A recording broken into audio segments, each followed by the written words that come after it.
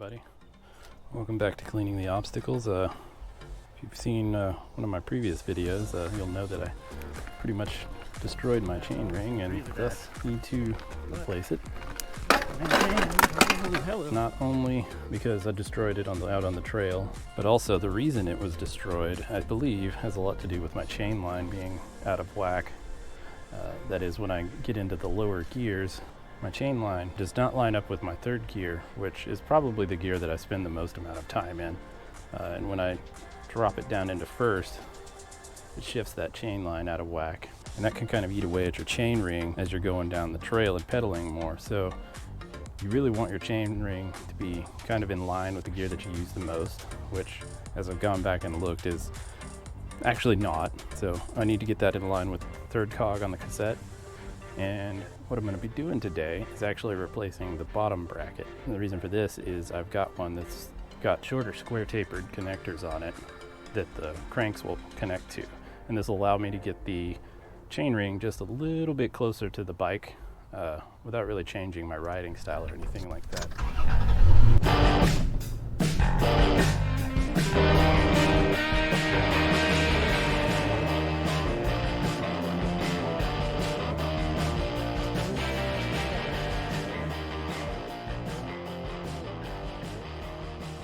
So, to do this project, we're going to need a few tools: a pedal spanner, a crank puller, a torque wrench, some grease, some hex keys, a socket wrench, a bottom bracket tool, maybe a bigger torque wrench, and my all-time favorite classic, the sledgy. So let's go ahead and get started here.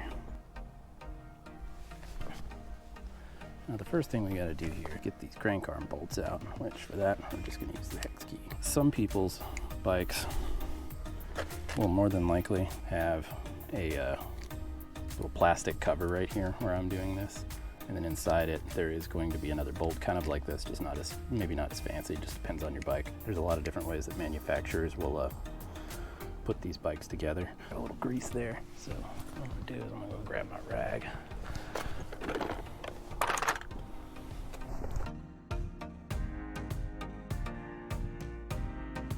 Now, as you can see, I've already replaced the chain ring ahead of time. I just went ahead and threw the cranks back on here because I was anticipating having to do this bottom bracket. Now, when you're doing this, you almost always want to start with the left side first, whether it be taking the cranks off or here in a minute when we loosen the bottom bracket, it'll be the same.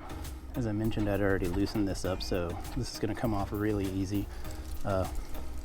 You can see that once you get this screwed in here to your crank arms, really all you have to do is just spin this around. A lot of people's bikes, if you've never taken the crank arms off and you're doing this, you're more than likely going to have to get an extra wrench to hold on to this. You can take your chain off for this process if you want to. Doesn't really matter. For me, I'm not going to. I'm just going to slap it right there. And boom, there you go. Again, when you're loosening this up for your bottom bracket, you always want to start on the opposite side of your drivetrain. On this side, it's righty-tighty, lefty-loosey.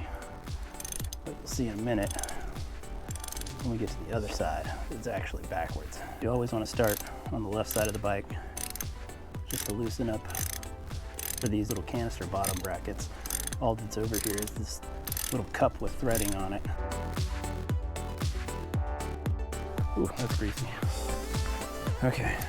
Now remember, I said on this side is not righty-tighty, lefty-loosey. It's actually the opposite. So to loosen it, you go to the right.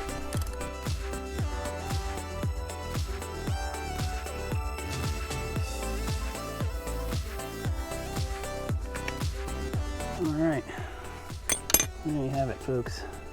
Now, there's not actually anything wrong with this particular bottom bracket I've just set down here in front of you. And this is just a little experiment I'm going to do, but I will.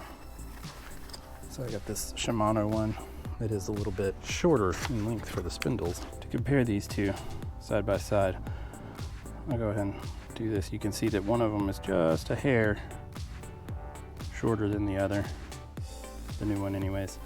And so what that's going to do is allow the chain ring to go that much further towards the bike in this direction.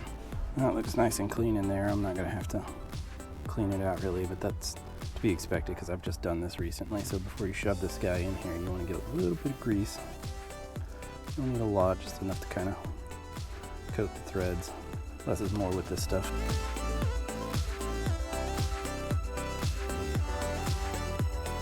So, as you would expect, it's going to be backwards from what we did taking it out. On the side of the bike, when you're putting the bottom bracket back in, you want to go the opposite direction. Obviously, you want to do the chain ring side first. And on this side, it is lefty-tighty.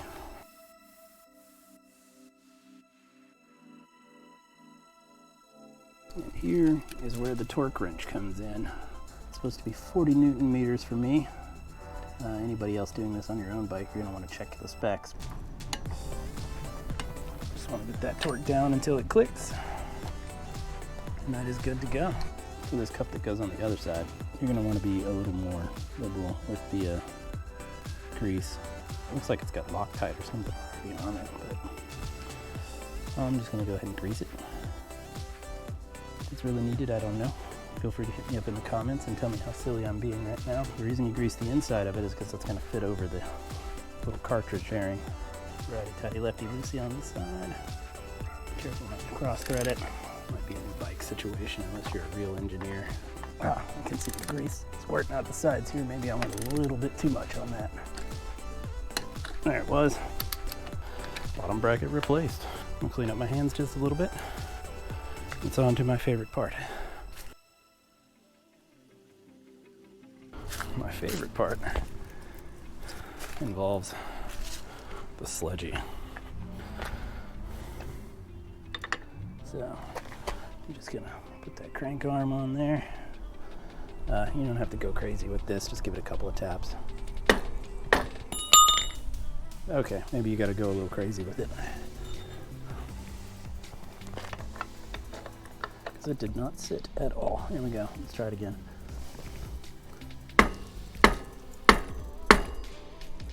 There we go. I did all this stuff to make it look fancy, and then I beat on my cranks with the hammer so they get all scratched up. You know what, I don't care. It's fine. No particular torque spec on this, I just do hand tight. I don't crank the heck out of it by any means. I just get it good and where it starts to get hard to turn, that's probably good. Now make sure when you're doing this, then you don't do something silly and put these like this, you know, because this is not how you pedal. So I just wanted to check and look right here. Yeah, you can see I got plenty of clearance. That definitely brought it over a little bit closer to the frame. So, like I said, on the other side, we're just gonna give it a couple of taps. The other thing I like here, I don't know if you can see this, but it kind of closed this gap. I don't drop a train real often, but when I was, it would get hung in there. And with the previous spindle being too long, it was just wide enough for the chain to slide down in that gap. And I'd be out on the trail, having to stop for 10-15 minutes trying to get the chain just to come up out of that little gap. So be kind of wedged in there pretty good. All right, get that bolt seated in there, crank it down. Now if I was a smart man, I would have wrapped my chain back around this as we are right now.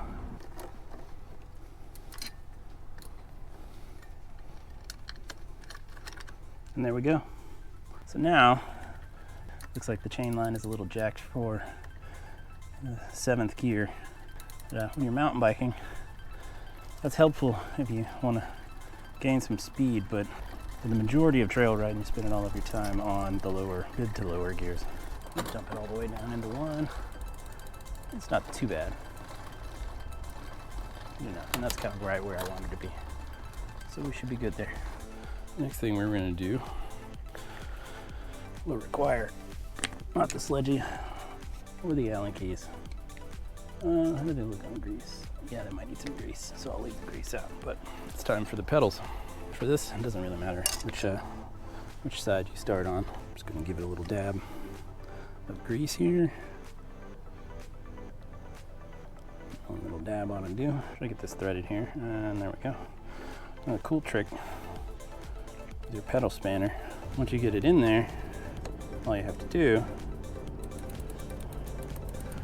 hold on to it with your pedal spanner and turn the cranks. You don't really need to crank it down too hard.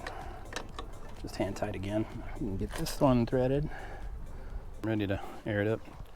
Give her a ride. See what happens. Can you buy some more? Uh-huh. Oh, am I in your YouTube video? Yep. I don't care about like last minute. It's not live. It's fine. Yeah, I figured you did like recording, but you're gonna edit it out. Who knows? Maybe I'll throw you in there.